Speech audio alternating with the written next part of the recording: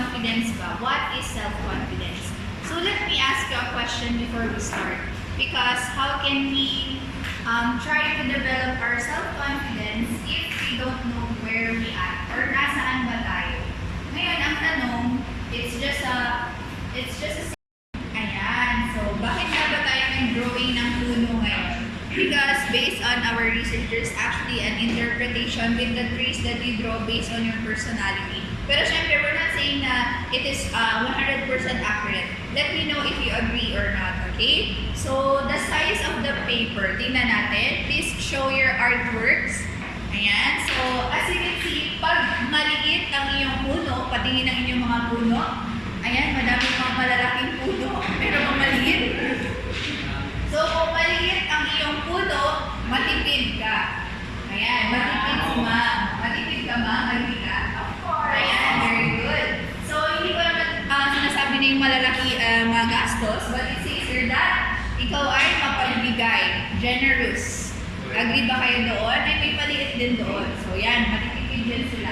Next naman, ayan, sa line quality. Pag masyadong harsh yung pagkasulat, or hindi naman harsh, parang makapal yung pag-draw, medyo aggressive or matapang.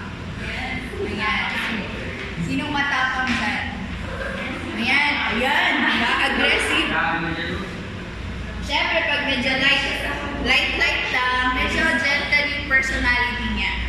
So, pag light lang, tingnan natin kung sinong light. Para si Ma'am Light. Ayan, parang gentle, light.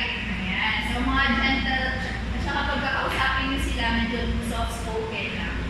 Ayan, I hope it's relevant to you. Next, of course, pag nasa taas, patingin. Okay, pag nasa taas yung inyong puno, ibig sabihin you are independent, you want freedom. Patingin lang sa inyo, ma'am. Ayan. So, pag nasa baba naman, ibig sabihin down to earth. Ibig sabihin hindi mayabang, ganun. Ayan. Down to earth. Pag nasa sentro naman, ayan, madaming nasa sentro. Yung mga nasa sentro ay mga organized na mga tao at magaling magplano. Ayan. Do you agree? Organized? Sir? Do you agree? Ayan. Alam mo natin, tingnan natin si Sir kung organized. And of course, pag nasa crosswise, ibig sabihin nasa side siya, ibig sabihin broad-minded, siya